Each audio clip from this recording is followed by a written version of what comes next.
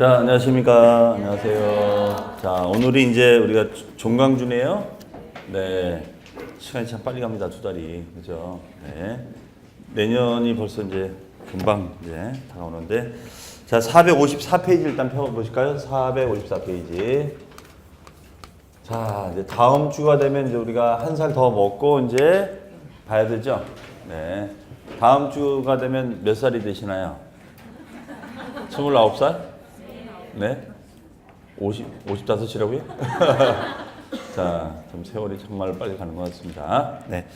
자, 오늘은 우리 이제 양도소득 중요한 내용들이 다 남아있어요. 양도세 계산과 관련된 그런 얘기들. 또 여러분들 나중에 중개 현장 가면은 뭐 가장 많이 물어보는 것이 이 양도세입니다. 자, 그러면 우리 지난주에 한 거 또, 좀 남아있는 게 있을까요? 다 까먹었을까요? 네. 까먹었겠죠? 자, 지난주에 또 뭘 우리가 까먹었는지 한번 보도록 하겠습니다. 우리 지난주에 양도세에서 뭘 배웠냐면, 양도가 뭐냐? 양도가 뭐냐? 양도. 이거 배웠어요. 양도가 뭐냐?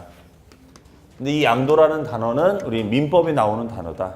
그렇죠? 그래서 양도라는 거는 뭐라고 했어요? 소유권을 뭐 어떻게 주는 거예요? 소유권을 이전해 주는 행위다. 그래서 우리 민법상에서는 양도라는 것을 우리가 소유권을 이전해 주고 대가를 받고 양도가 되는 것도 있고 그냥 무상으로 주는 것도 양도가 될 수 있다. 맞습니까? 그래서 우리가 유상양도도 있고 무상양도도 있다. 이렇게 했었어요. 일단. 근데 그 중에서 우리 세법은 유상양도만 양도로 본다. 이렇게 했었고 그 다음에 양도가 된다. 그럼 양도가 되면은 뭘 팔아야지 우리가 양도세가 과세가 될 것인가? 과세가 되는 대상물이 있었어요. 요 대상물은 다 암기를 해야 된다. 나중에. 일단 뭐 부동산은 당연히 들어가겠죠. 부동산도 양도할 수 있고 근데 특수하게 이제 우리가 부동산을 이용할 수 있는 권리가 있죠. 우리 민법 시간에 배웠죠. 부동산을 이용할 수 있는 권리가 뭐가 있어요? 지상권, 또 지역권, 또 전세권. 우리가 익숙한 게 전세권이었죠. 전세권. 또 끝. 네. 뭐 기타 등등, 모를 땐 기타 등등. 그 다음에 주식도 양도할 수 있나요? 주식? 네, 주식. 우리가 예를 들어서 비상장 주식 같은 거 팔면은 양도세 내야 됩니다. 예를 들어서 우리 부동산 관련 주식 중에 그 큰 상장된 주식 같은 거 예를 들어서 리츠 배웠어요? 리츠예요, 왈츠예요? 리츠가 뭐죠? 네, 그걸 알면 여기 앉아 있겠냐고요? 아주 들어는 맞다. 리츠는 자금을 주식시장에서 끌어모아서 그 어떤 법인을 세워서 그 법인이 부동산 개발도 하고 임대도 하는 거예요.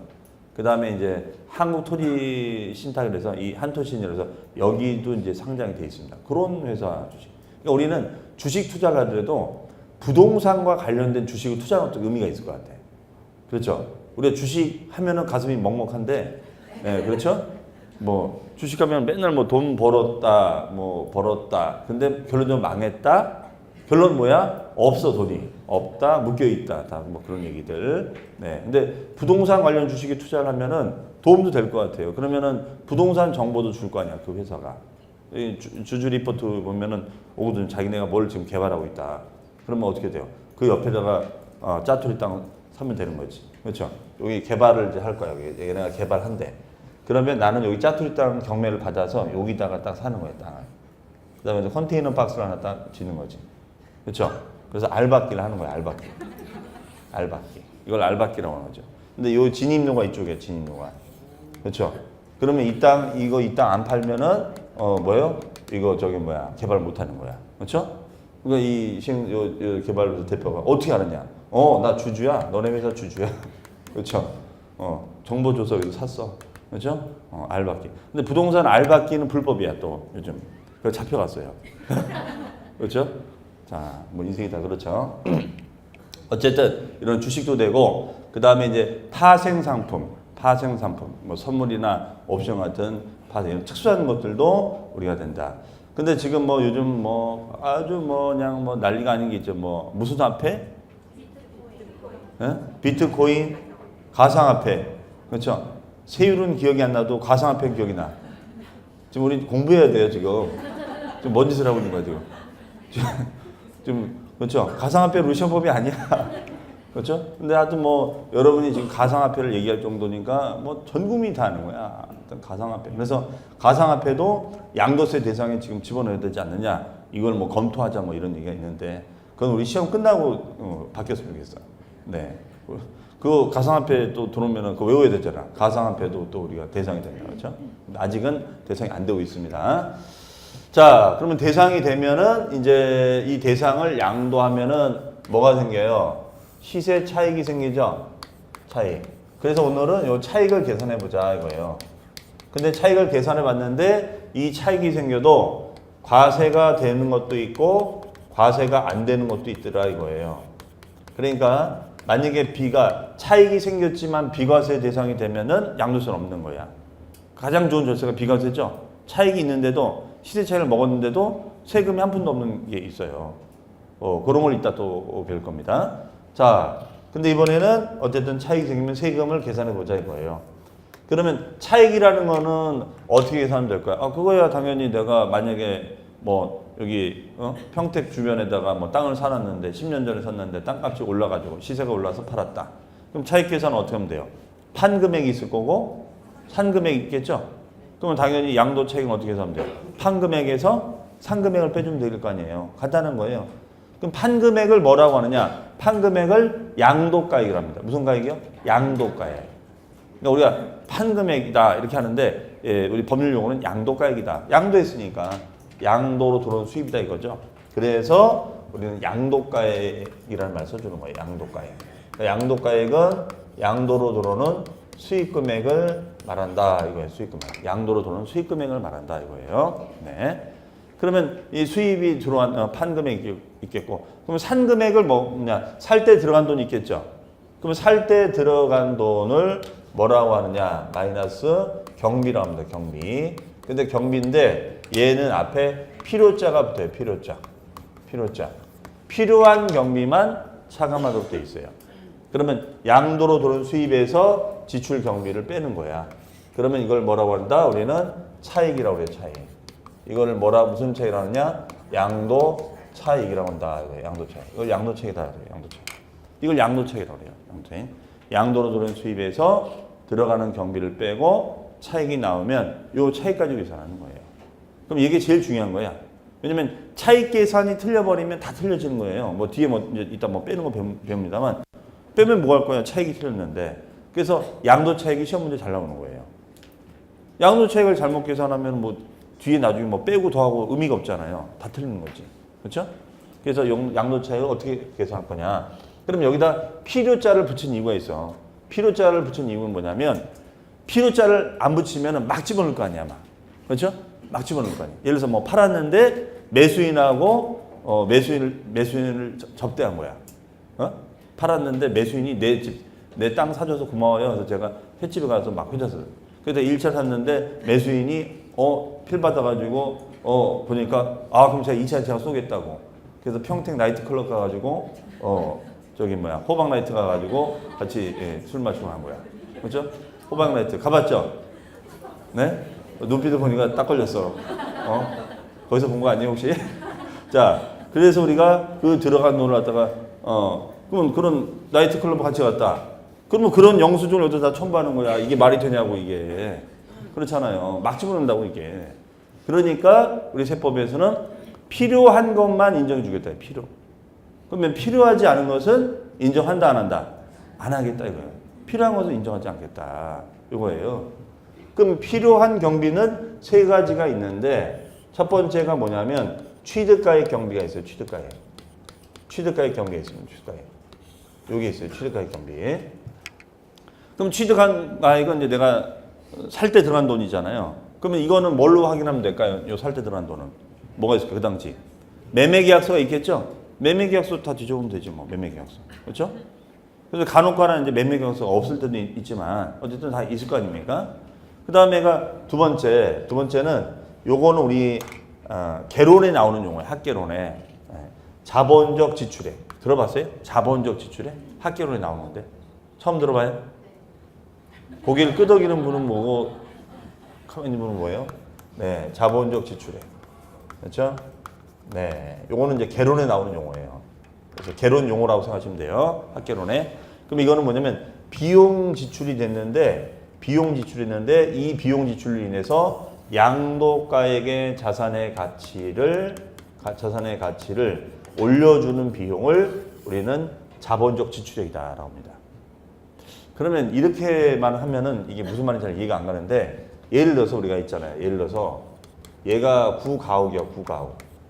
구가옥. 그러니까 옛날 집이다 이거죠. 막 여기 있어요. 그러면 요 구가옥만 사는 사람이 있어요. 구가옥만. 그럼 구가옥만 사가지고 이거를 멸실하는 게 좋을까요? 리모델링하는 게 좋을까요? 이게 이제 판단이 되거든요. 그러면 멸실을 우리가 보통 그러면 구가옥이니까 다 때려부시고 그 다음에 다시 지으면 될 거 아니냐. 근데 문제는 다시 지으면요. 다시 허가를 받아야 돼. 그럼 우리 공법 어저께 여러분들 건축법 배웠죠? 건축법. 그렇죠? 그럼 건축법상 다시 짓는다고 생각해 보세요. 그럼 다시 인허가를 받아야 돼. 그럼 인허가 받기가 쉬워요? 어려워요? 어려워요. 인허가가 쉽다고 말하면 그분 좀 이상한 분이야. 인허가 어렵단 말이에요. 그러니까 우리가 볼 때는 그냥 건물 뭐 노후화 됐으니까 부시고 다시 허가 맡으면 되지? 근데 그게 쉬운 게 아니란 말이에요. 그러니까 구가옥을 리모델링 하는 것이 훨씬 더 비용도 덜 들어가는 거야. 근데 문제는 이게 리모델링이 가능한지가 중요한 거야, 이제. 근데 요즘은 인테리어업자들이 와서 리모델링을 하잖아. 싹 아주 그냥, 그쵸? 그 TV에서 보죠? 싹 고쳐줘. 그쵸? 그 TV 보다 보면은 내 집을 버리고 저 집으로 가고 싶어. 내 집을 버리고 저 집으로 가고 싶어. 그렇죠? 그냥 제 집 드릴 테니까 이 집에 살면 안 될까요? 그렇죠? 뭐 화면상으로 보면은 완전 뭐 꿈의 하우스야 그냥. 옛날에 그런 프로젝트 많이 있었잖아요. 그 꿈의 하우스 막, 그렇죠? 야 어떻게 저렇게 디자인을 해가지고 이걸 하느냐. 그래서 제가 오늘 기차 타고 내려오면서 이게 이제 부동산 사이트 맨날 검색을 하는데 딱 보니까 명품 이제 아파트 선호도의 1위 중에 하나가 뭐냐면 새 아파트. 여러분들 새 아파트 좋아하시죠? 그러니까 이게 서울 같은 데도 보면은 일부러 집 안 사고 전셋집 사는 사람도 많아요, 오히려. 특히 이제 가족 수가 많이 혼자 나홀로 사는 분들은 새 아파트 좋아하는 거야. 왜냐면 너무나 그 내부 설계가 잘 되잖아요. 요즘 새 아파트일수록 너무나 깔끔하고 막 좋다 이거야. 그래서 막 갑자기 거기 분양 홍보관 가면 뭐야? 내 집 버리고 싶어 이거. 너무 막 여기 살고 싶은 거야. 그렇죠. 근데 이게 내가 내 집이면 이거 또 파는 시간 걸리잖아. 근데 전세집은 어때요? 전세 기간 끝나면 그냥 바로 딱 빼가지고 저 새 아파트 들어가서 새 전세 살다가 또 아파트 주변에 또 지어. 그러면 또 이걸 이사 가는 거예요. 그런 분도 많아요. 그러니까 그러니까 삶의 만족도가 좋다 이거지. 거주 만족도가. 그러니까 지은 지 한 1, 2년 된 거. 그런 집이 딱, 그렇죠? 새 집 증후군 없어지고 나는 거. 그렇죠? 처음 들어간 사람은 새 집 증후군 걸리고 이제 몸 망가지는 거고, 이제 몸 망가진 상태에서 이제 내가 전세로 들어가는 거야. 그럼 싹 정리됐잖아요. 그렇죠? 그렇죠? 남의 불행은 나의 행복이야. 그렇죠? 네. 그런 거잖아. 남의 불행은 나의 행복인 게 바로 뭐야? 경매지. 남의 불행은 나의 행복이야. 그렇죠? 저 사람은 경매 넘어가서 막 흐흐 하는데 나는 싸게 낙찰받아서 좋아해요. 그렇죠? 그러니까 어쨌든 이 구가옥을 우리가 수선을 하는 거예요. 수선비. 이거를 수선을 한다는 것을 우리 건축법상 용어는 개수한다 이러죠. 개수한다. 그럼 개수가 뭐예요? 개보수한다 이 뜻이죠. 개보수한다. 그럼 수선을 한 거야 이제. 그럼 수선비가 들어가죠. 근데 이걸 개수한다 이런 말 안 쓰죠. 중개사무실 딱 가보면은 여기 뭐라고 써 있느냐? 여기에 이렇게 써 있죠. 올수리. 이거 본 적 있죠? 올수리 했으면 올수리. 근데 어떤 데는 이렇게 써놨어. 올수리. 근데 왜 영어로 쓴 거야 이거? 외국 사람이 맞나? 네? 올수리. 이건 내 발명인데 어떤 데 이렇게 써 있더라고. 올수리. 근데 왜 이것만 영어로 썼는지 모르겠어요. 이게 뭐 미군한테 빌려주는 것도 아니고. 자, 어쨌든 이제 우리는 더 이상 이런 말 쓰면 안 되고 우리는 뭐 한다? 개수한다. 이런 말 써줘야죠. 그런데 일반 분들은 무슨 말인지 못 알아듣는 거고. 그러니까 어떻게 써요? 개수 써놓고 올수리 써놓으면 되겠죠. 그렇죠? 네, 나는 이제 배운 사람이니까 개수. 그 다음에 못 알아먹으니까 여기다 올수리. 그렇죠? 미군이 올 것 같으면 여기다가 올수리. 그렇죠? 말아먹을 거 아니에요, 대충. 네. 그러면 이렇게 하면은 이 구가옥의 자산의 가치가 올라가요, 안 올라가요? 올라가죠. 자산의 가치가 올라가죠. 올라가지. 이런 걸 무슨적 지출액이란다? 자본적 지출액. 그러면 이 자본적 지출액은 중요한 거는 증빙이 있어야 된다고, 증빙. 응? 그럼 어떤 증빙이 필요할까요? 증빙이 어떤 증빙이 필요할까? 보통 우리가 현금 영수증, 그렇죠? 현금 영수증. 간이 영수증은 안 돼요. 간이 영수증 안 돼요. 간이는 법에서 인정하지 않는 증빙을. 그 간이 영수증은 가라로, 속칭 가라로 이게 막 허위로 쓴단 말이에요, 대충, 그렇죠? 간이 영수증의 기능이 뭐예요? 분명히 짜장면 먹어놓고서는 팔보채 먹었다고 막 써놓단 말이야. 비용 인정 받으려고. 이제 그런 게 인정이 안 돼요. 그 다음에 무슨 계산서?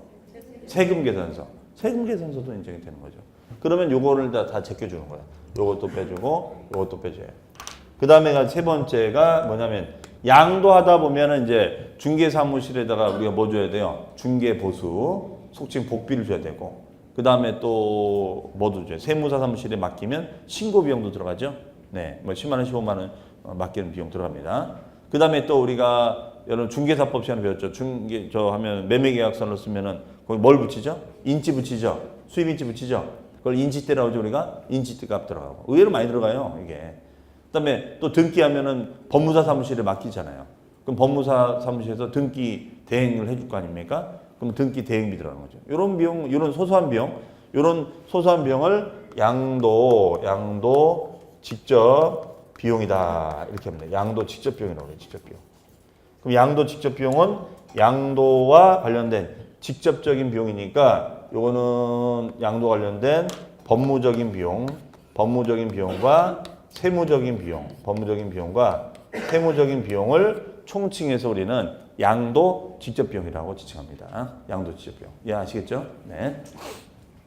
그래서 이때는 이런 비용을 다 제껴주는 거야. 이제 다 집어넣어가지고 계약서 첨부하고 이제 뭐 영수증 다 첨부해가지고 다 들어갑니다. 그러면 이것을 우리는 필요 경비다라고 얘기를 합니다. 그렇죠? 그럼 이게 차익이 나오는 거죠, 차익.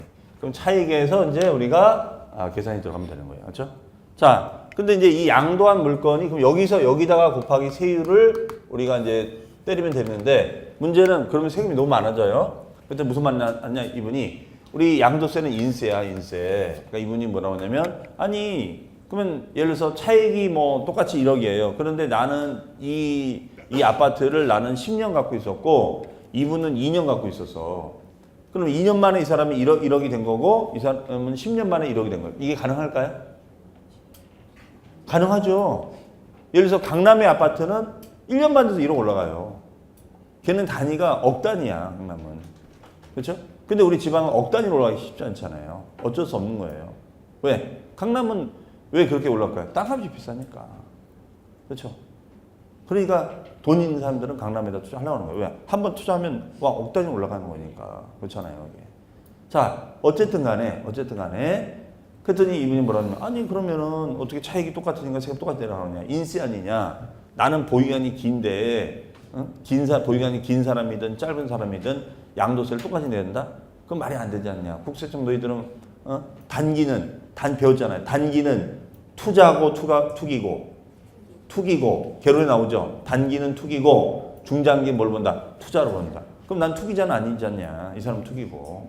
그럼 투기자와 투자자를 구분해 줘야 되지.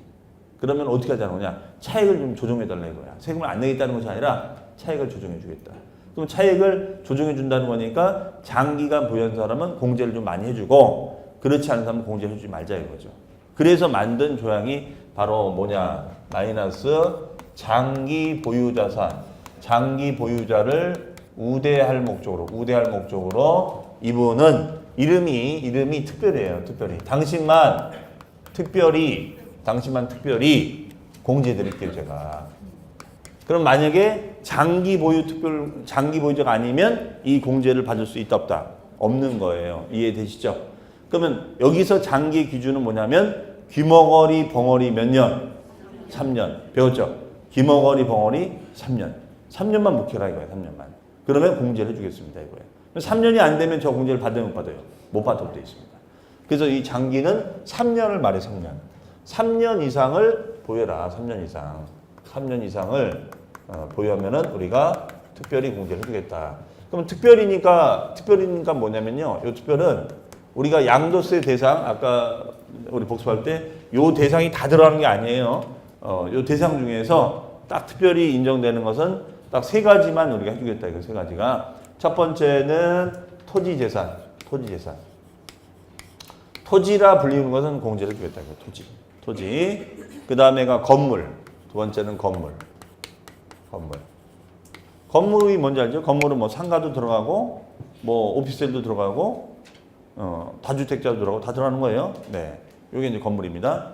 그 다음에가 우리 여기 우리 요 평택학원 바로 앞에 요 아파트 뭐 승인 떨어졌죠?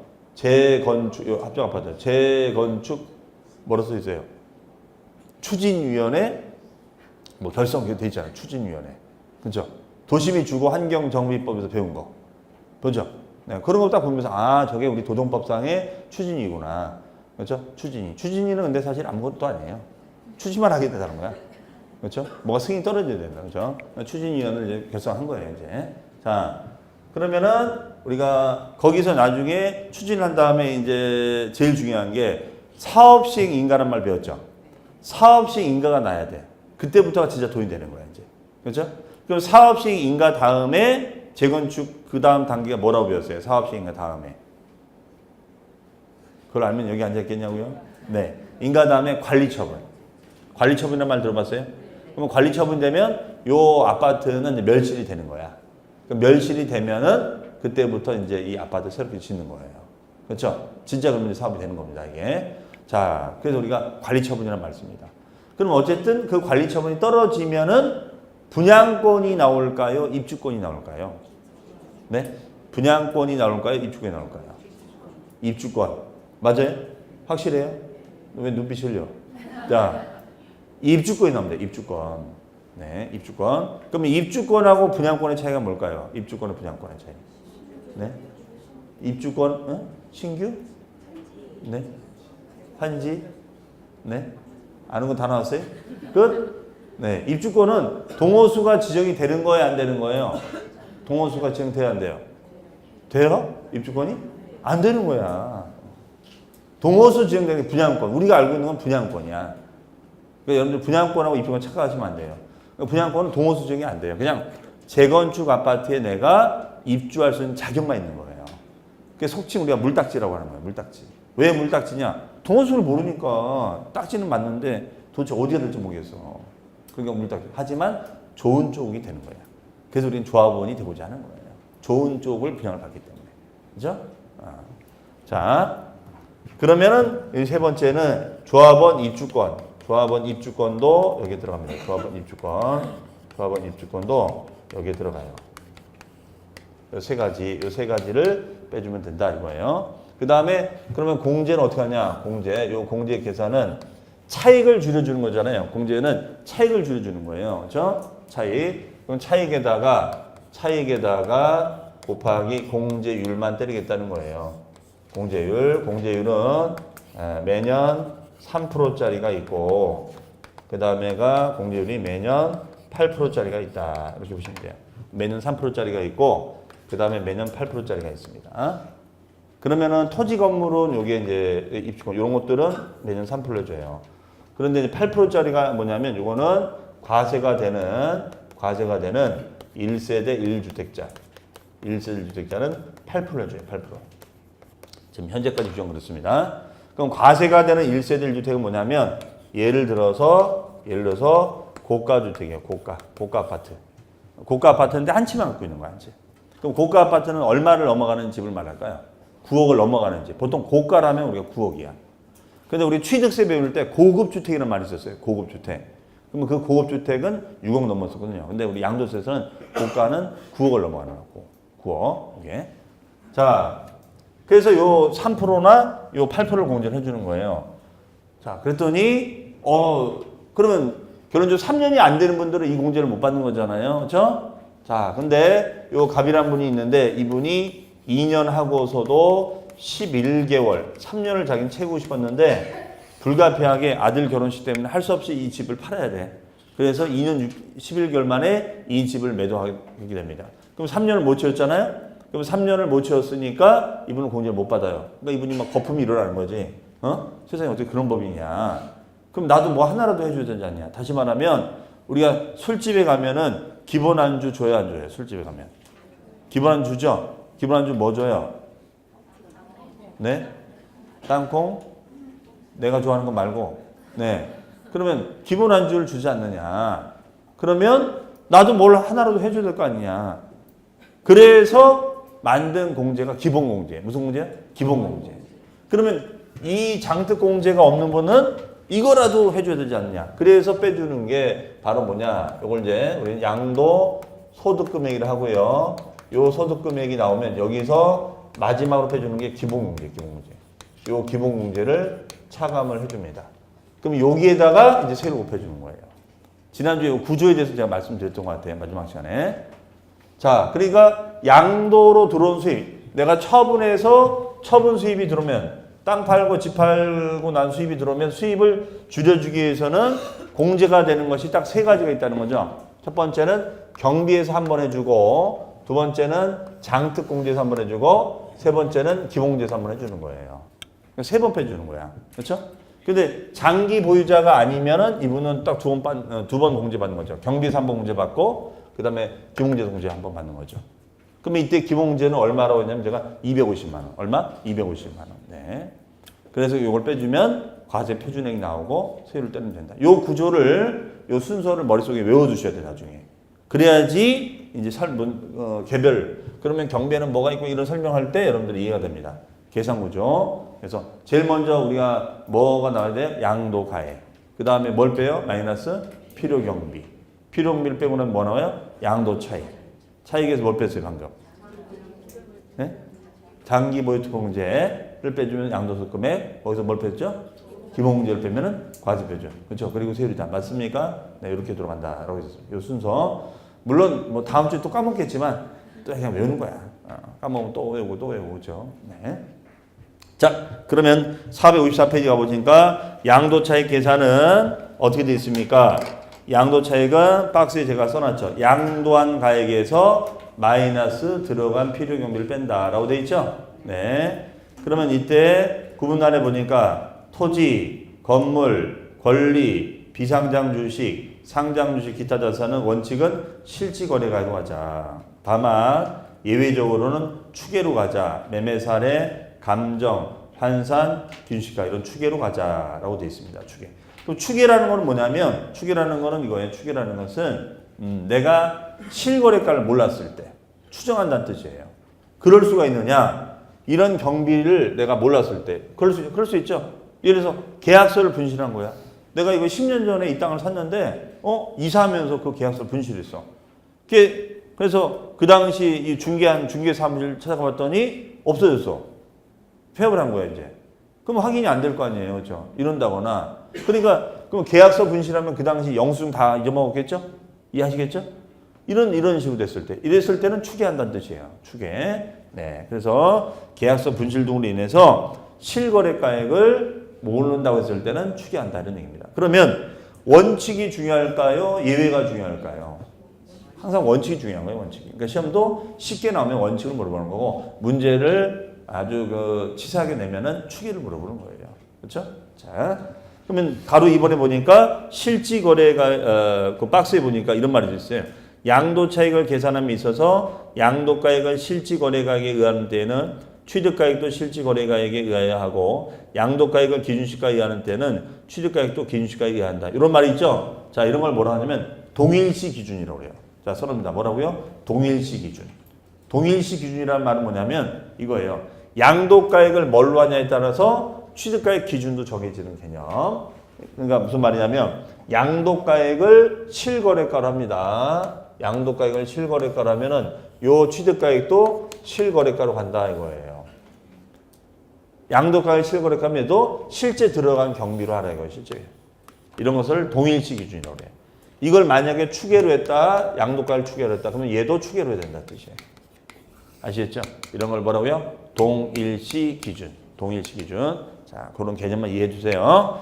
그다음에 가로 2번에 보면 실지 거래가액에 따른 차익 계산은 실지 양도가액에서 세 가지 비용 뺀다고 그랬죠? 실제로 들어간 취득가액 경비, 자본적 지출액, 양도 비용, 네, 비율로 되는 비용으로 여러분들 바꿔주시면 되겠습니다. 네. 그러면은 거기서 좀 어려운 말이 자본적 지출액이었었죠. 동그라미 2번에 니은에 보세요. 니은에 보시면 자본적 지출의 저기가 나옵니다. A번에 보면 뭐라고 써 있어요? 양도 자산의 뭐를 내용연수를 연장하나. 내용연수는 수명, 자산의 수명을 내용연수로 합니다. 내용연수. 요건 여러분들 나중에 개론 시간에 감정평가론이라는 파트에 보면 내용연수는 말이 나올 거예요. 그때 그 내용연수를 말해요. 다음에 그 가치를 현실적으로 증가시키는 수선비. 이게 대표적인 비용이에요. 기타 B, 뭐 C, D, E가 있는데 지금은 그거만 보시면 돼요. 그러면 제가 아까 수선비라고 했잖아요. 어디 갔어? 수선비인데 뭐라 한다? 우리가 올수리 생각하시면 돼. 올수리. 그렇죠? 그런 비용을 자본적 지출액이라고 한다. 자, 이렇게 개념의 뜻을 알아두시고요. 오른쪽에 디귿에 보시면 양도비용. 자, 양도비용은 뭐라고 제가 써놨습니까? 양도비용은 자산을 양도하기 위하여 직접 지출한 다음의 비용을 말하는데 A번에 보면 자산을 양도하기 위한 계약서 작성비, 공증비, 인지값, 소개비, 이게 중개보수가 되겠죠. 네, 이런 비용 등을 지칭하고 있습니다. 그 다음에 D번에 보면은 양도소득세 신고대리비용 나오죠? 신고대리비용. 이게 바로 뭘까요? 신고대리비용이. 세무사 사무실에 맡긴 거. 그렇죠? 세무사 사무실에 맡긴 비용도 다 들어갈 수 있겠죠? 자, 그다음에 추계는 좀 이따 보기로 하고요. 그 다음에 457페이지 가보시면 456페이지 가보시면 맨 하단에 3번에 뭐라고 써 있어요? 그 다음에 이제 뭘 구해야 돼요? 양도소득금액. 소득금액은 방금 위에서 구한 양도차익에서 마이너스 뭘 빼도록 돼 있어요? 장기 보유 특별 공제. 그렇죠? 그러면 장기 보유 특별 공제를 빼고 나면 뭐가 나와요? 양도소득금액. 이해할 수 있겠죠? 자, 그러면 여기서 중요한 거는 장특공제야. 그럼 오른쪽에 보니까 장기 보유 특별 공제 나왔어요. 별 표시 하시고 동그라미 2번의 공제 대상 밑줄. 그러면 어떤 물건을 팔아야지 장특공제가 되는가? 보시면은 밑줄 등기가 돼 있어야 돼요. 그러면 이 얘기는 미등기된 부동산은 공제가 안 된다는 뜻이에요. 미등기된 것은 등기된 토지, 건물, 입주권 제외예요, 포함이에요? 포함. 이제 우리는 조합원 입주권이란 말 배웠잖아요. 이제 말할 수 있다. 자, 조합원 입주권 무슨 말인지 아실 거예요. 보유 기간이 몇 년 이상, 3년 이상인 것에 대하여 적용한다. 이게 이제 기본적인 룰이에요. 그러니까 중요한 건 3년이라는 사실을 기억하셔야겠죠. 그 다음에가 동그라미 3번은 그러면 이거 계산을 어떻게 하는 거냐. 자, 보유기간이 보니까 과세되는 1세대 1주택. 자, 과세되는 1세대 1주택에다 써놓으세요. 고가주택. 고가주택. 이건 고가주택을 얘기하는 거야. 9억을 넘어가는 고가주택은 아무리 1세대 1주택이라도 과세가 됩니다. 그럼 얘는 24%에서 80% 돼 있는데 거기다 써놓으세요. 거기다 뭐라고 쓰시냐. 거기다가 매년 3%. 매년 3%씩 공제. 매년 3%씩 공제. 매년 3%씩. 네, 매년 3%씩. 네. 그럼 이거는 구구단만 할 줄 아면 돼요. 구구단. 그럼 매년 3%니까 자, 여기 보세요. 매년 3%니까 매년 8%. 죄송합니다. 매년 8%. 그러면은 매년 8%니까 3년이면 어떻게 돼요? 38에 24. 어떻게 하는지 아시겠죠? 8년이면은 뭐야? 88에 64. 구구단은 어떻게 해드릴 수가 없어요, 제가. 네. 그건 알아서 하셔야겠고, 요거 곱할 줄 알면 돼. 그러면 거기 써 있잖아요. 3년 이상일 때는 38에 24, 6년 이상 7년 미만 68에 48. 할 수 있겠습니까? 그러니까 굳이 이 표를 외우지 않아도 요것만 외우면 되겠죠? 과세가 되는 1세대 1주택자는 매년 몇 프로씩? 8%씩. 구구단만 할 줄 알면 돼. 그 다음에 최대 몇 프로까지예요? 80%. 80%를 넘지 못해요. 80% 공제받으면 엄청 많이 받는 거죠. 어유. 그럼 차익이 1억 원이면은 80%는 8천만 원 공제 받는 거야. 그러니까 장기 보유자한테는 이렇게 만 혜택을 주겠다 이거예요. 그 다음에 오른쪽에 보니까 이외의 자산. 이외의 자산이 뭐라고 써놨어요? 상가나 토지 등을 말하는 거죠. 얘네는 자, 차익이 10%에서 최고 30%까지 걔는 거기다 써놓습니다. 매년 3%. 매년 3%씩. 매년 3%씩. 공제됩니다. 매년 3%. 그러면 얘가 3년이죠? 3년, 매년 3%씩. 자, 이겁니다. 매년 3%씩. 매년 3%씩. 그러면 매년 3%가 되는 거니까 얘는 어떻게? 33은 9%가 아니라 33은 10%. 33은 10%부터 출발해요. 3, 30%. 그러면 4, 32, 5, 35, 6, 35 쭉쭉쭉 가는 거죠. 10년이면은 몇 프로 돼? 10년이면은 30% 되는 거죠. 10년이면 30% 공제된다. 그래서 최하 10%에서 최고 30%까지 공제가 된다. 최하 10%에서 최고 30%까지 공제가 된다. 이런 얘기예요. 그다음에 4번. 다음의 경우에는 공제를 배제하겠다. 자, 기업 70% 세율 적용되는 무슨 자산? 미등기. 미등기는 우리가 공제를 배제합니다. 네. 그다음에 몇 년 미만? 3년 미만. 그다음에가 디귿의 조정지역 내 다주택. 이게 그 내년에 이제 개정 예정에 있어요. 조정지역 내, 자, 조정지역은 제가 말하죠. 투기가 예상되는 조정지역을 말한다 그랬죠. 그러면 우리 평택은 아직까지는 안 들어가고 있습니다. 그러면 주로 이제 서울, 뭐 해운대, 뭐 세종시 그런 데를 말하는 거예요. 그렇죠? 네. 이런 데는 아무리 오랫동안 보여도 내년부터는 공제를 안 해주겠다는 거예요. 그렇죠? 그러니까 막 지금 막 집들을 막 빨리 팔려고 하는 거지. 빨리 팔아야지 공제를 받으니까. 내년부터는 공제를 못 받는 거예요. 그렇죠? 네. 자, 이미 장득 공제를 받냐 못 받냐가 차이가 큰 거죠. 만약에 예를 들어서 이게 다주택이다. 자, 여기 좀 지저분해 있는데요. 뭐 예를 들어서 차익이 1억 원이다. 차익이 1억 원이다. 자, 방을 좀 이렇게 치워놓고. 네. 그럼 차익이 1억 원이야. 그럼 차익이 1억인데 내가 조정 지역에서 파는 거예요. 강남의 조정 지역에서. 그러면은 여기서 차익이 1억인데 10년을 보유하고 있다. 그럼 1억이 아니겠네. 뭐 한 5억이다. 그렇게 5억. 그러면 5억에서 마이너스 10년이면은 몇 프로 공제 받는 거예요, 이분은? 80%? 이 물건이 다주택이야, 다주택. 다주택이면은 매년 몇 프로? 매년 3%씩 받아야죠. 3%씩. 그렇죠? 8%는 1세 1주택이잖아요. 그러면은 3%면은 10년이면은 몇 프로 공제 받는 거예요? 30%. 그러면 장특 공제액이 얼마가 되는 거예요? 장특 공제액이 5억에 30%를 공제해 주는 거잖아요. 맞아요? 아니 이걸 줄여주는 게 이거잖아요.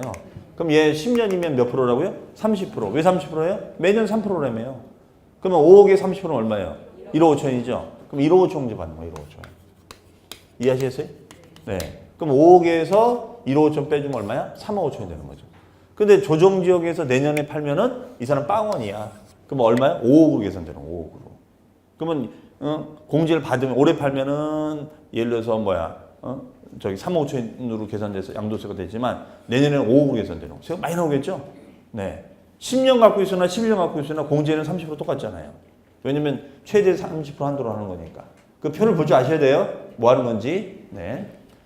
자, 그래서 이 공제를 받는다는 것은 되게 의미가 있는 거다. 하지만 미등기 자산을 양도. 미등기 자산은 뭐 등기법을 위반한 거니까 안 된다. 등기법을 위반했는데 이걸 어떻게 해줘요? 그래서 3년이 안 된다거나 이런 것도 잘 알아두시기 바랍니다. 그다음 페이지.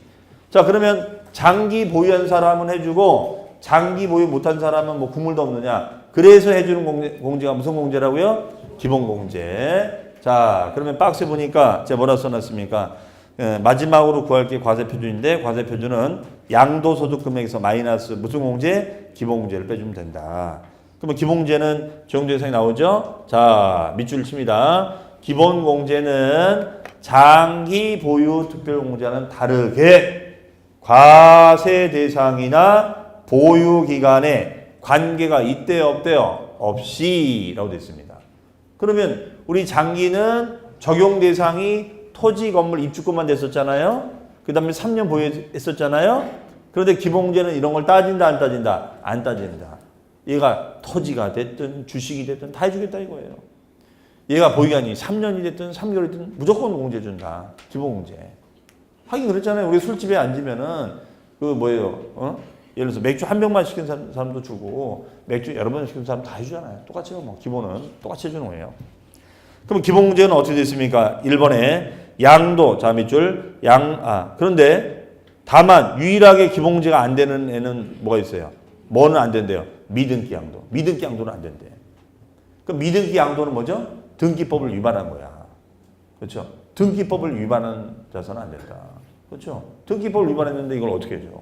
우리 등기 안 하고 팔면은 등기법상 처벌이 굉장히 세죠? 그거 배우셨죠? 만약에 미등기 전매하다 걸리면은 등기법상 그 처벌이 뭐예요? 뭐 과태료 물리지 않나요?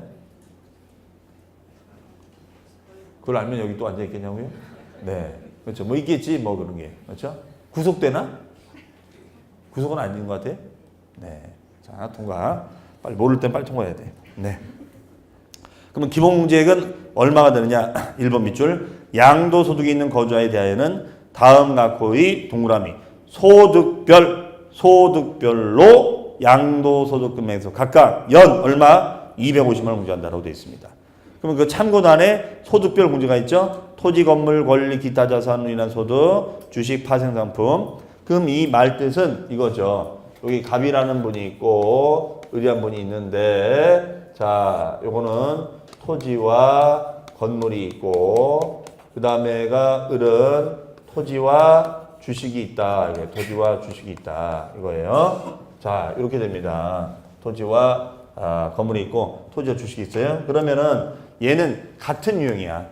같은 유형의 자산이야. 같은 유형의 자산은 마이너스 250만 원 공제 한 번밖에 안 된다는 거예요. 그런데 토지와 주식은 서로 물과 기름 사이 섞일 수가 없는 거죠.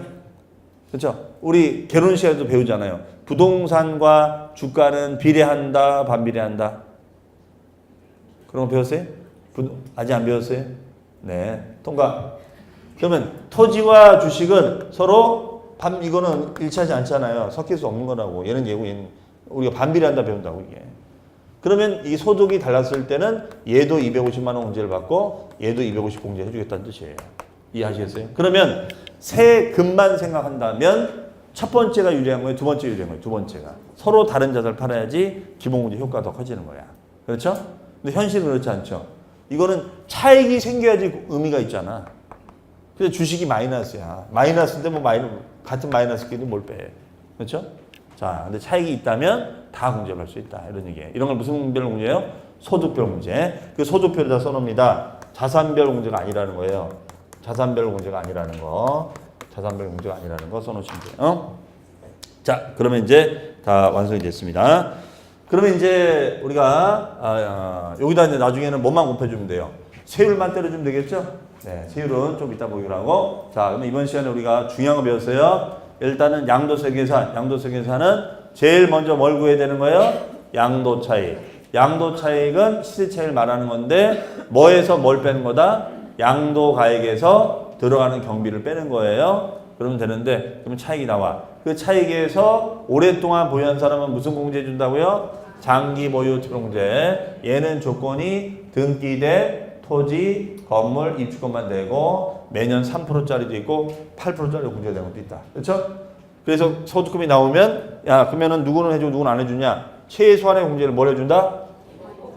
기본공제를 준다. 근데 기본공제는 연 250만 원 공제인데 무조건 다 250이 아니라 같은 유형일 때는 한 번만 해주고 서로 다른 유형일 때는 각각 해주는 거. 이런 걸 무슨 별 공제? 소득별 공제라고 한다. 그렇죠?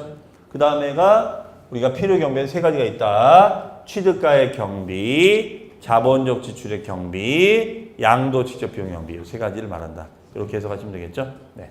자, 그러면은 잠시 쉬었다가 이제 세율에 대해서 얘기를 해보겠습니다. 쉬었다 하겠습니다.